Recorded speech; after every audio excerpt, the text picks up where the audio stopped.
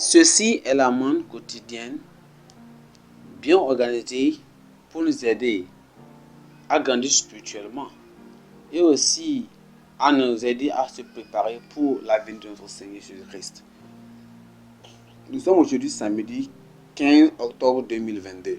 Nous considérons le thème Dieu est au contrôle. Dieu est au contrôle. Nous allons prier. Père, nous te remercions, nous te glorifions pour l'opportunité que tu nous as donné encore d'écouter ta parole.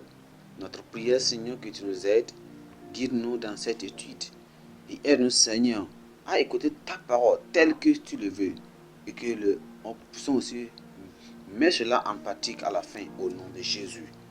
Merci, Seigneur, parce que tu nous as exaucés. Au nom puissant de Jésus, nous avons prié. Amen.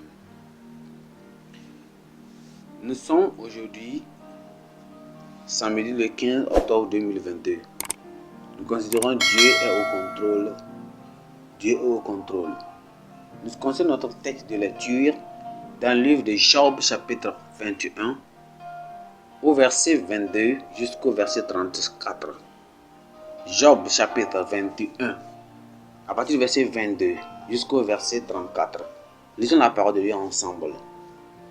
Est-ce qu'à Dieu qu'on donnera de la science, à lui qui gouverne les esprits célestes?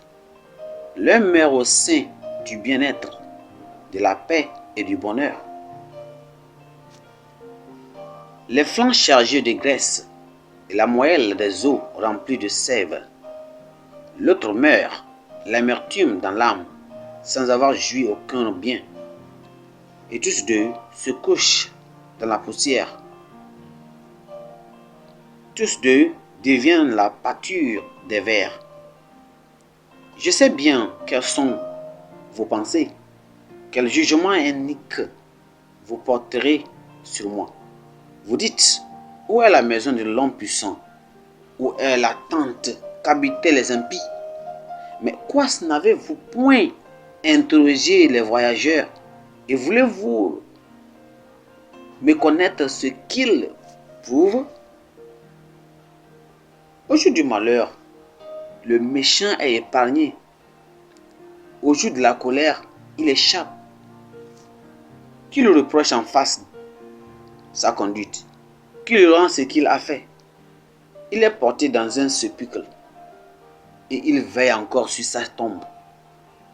Les morts de la vallée lui sont légères et tous après lui suivront la même voie, comme une multitude l'a déjà suivi. Pourquoi donc m'offrir de vaines consolations? Ce qui reste de vos réponses n'est que perfidie. Notre verset clé, c'est le verset 22 qui dit ceci. Est-ce à Dieu qu'on donnera de la science, à lui qui gouverne les esprits célestes? Allons dans le message. Aussi difficile que cela puisse paraître parfois, nous devons reconnaître qu'il n'existe aucune situation à laquelle nous faisons face dont Dieu ne serait pas averti. C'est pourquoi la bonne attitude dans les moments difficiles n'est pas de lever les mains avec résignation, ni de grommeler ou de se mettre en colère contre lui. Dans une telle situation, nous devons nous rapprocher de Dieu et lui faire davantage confiance. C'est l'exemple illustré par Jacob et par Job ici. Il ne pouvait pas comprendre pourquoi il souffrait. Pourtant, dans son angoisse, il n'a ni altéré sa foi en Dieu, ni ignoré sa puissance et sa capacité. Il a déclaré que personne ne peut enseigner la connaissance à Dieu, ni remettre en question son privilège de permettre certaines circonstances de la vie des gens. Par exemple, certaines personnes meurent après une vie épanouie et luxueuse, tandis que d'autres meurent après avoir souffert toute leur vie de pauvreté et de dénuement. Dans tous les cas, Dieu connaît parfaitement leur situation. En accusant Job, à tort et à sans preuve, ses amis semblaient ignorer ce fait car ils imaginaient le pire sort possible pour lui. Il doit être méchant, pensait-il. Sinon, celui qui vivait comme un prince n'aurait pas presque tout perdu dans sa vie. Mais Job leur a dit que les choses n'étaient pas toujours conformes aux apparences. Le méchant peut sembler très bien s'en tirer par le maître, mais un jugement féroce l'attend à la fin de sa vie.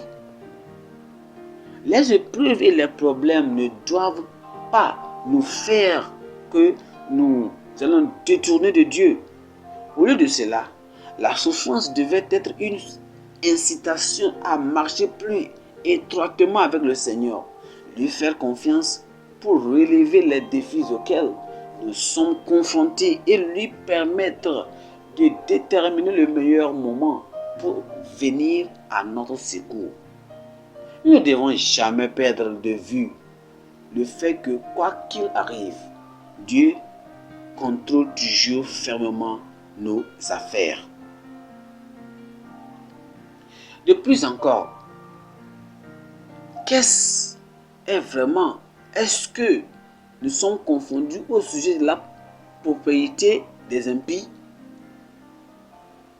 Job a dit quelque chose dans le verset 22. Job était d'avis que Dieu fait ce qui lui plaît, que ses actions sont difficiles à comprendre et que personne ne peut lui interroger. Comment les méchants peuvent-ils prospérer pendant que les justes luttent pour survivre? La réponse est là-bas. La question que Job a demandé. Voilà la réponse. Job a dit cela par frustration et du fait d'une connaissance limitée. La vérité est que même si les voies de Dieu ne sont mystérieuses, toutes les connaissances dont nous avons besoin à son sujet se trouvent dans toute la Bible. L'expérience physique actuelle n'est pas nécessairement le reflet des réalités éternelles. Dans le verset 23 jusqu'au verset 26, selon Job, on voit que en dernière analyse, il n'y a pas, après la mort, de différence entre les riches qui sont injustes et les pauvres qui sont justes. Ils meurent tous de la même façon.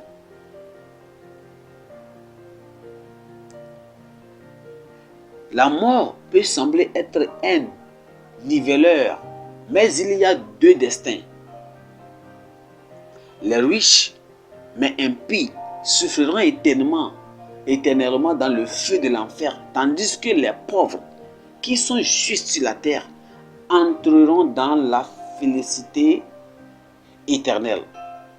Dans la mort, il peut ne pas y avoir de distinction, mais il y a pourtant une distinction claire dans la vie après la mort.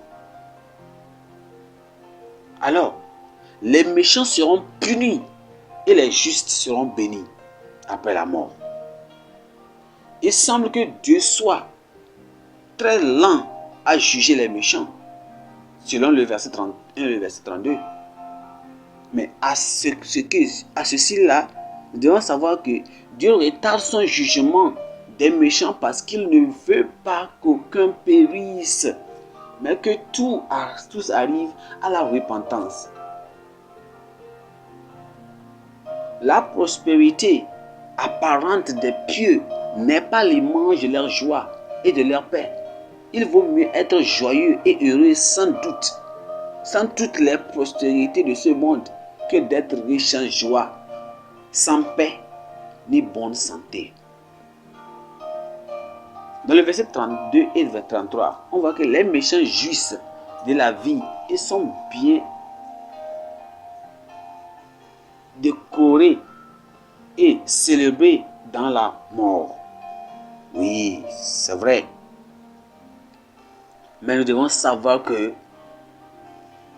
c'est une illustration qu'on considère la parabole de Lazare et de l'homme riche.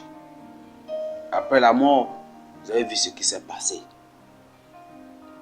Le riche, après sa mort, sera célébré, faire des parties, faire des surprises parties et bien un bon enterrement bien qualifié. Mais le pauvre ne sera rien, mais tous enterrés dans le même trou.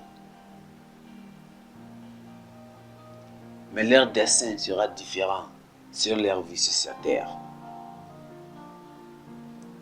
Que le Seigneur nous aide à préparer notre vie juste devant lui. Nous allons prier. Seigneur, nous te remercions pour ta parole. Seigneur, merci pour cette opportunité que tu nous as donnée de savoir, Seigneur, qu'il y a quelque chose à venir comme jugement. Et doit se préparer, Seigneur, à tout temps.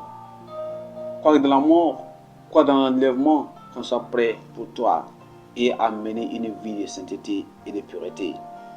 Si nous demandons sur cette terre que tu nous donnes l'intelligence qui dépasse la considération du présent et de se focaliser davantage sur l'éternité.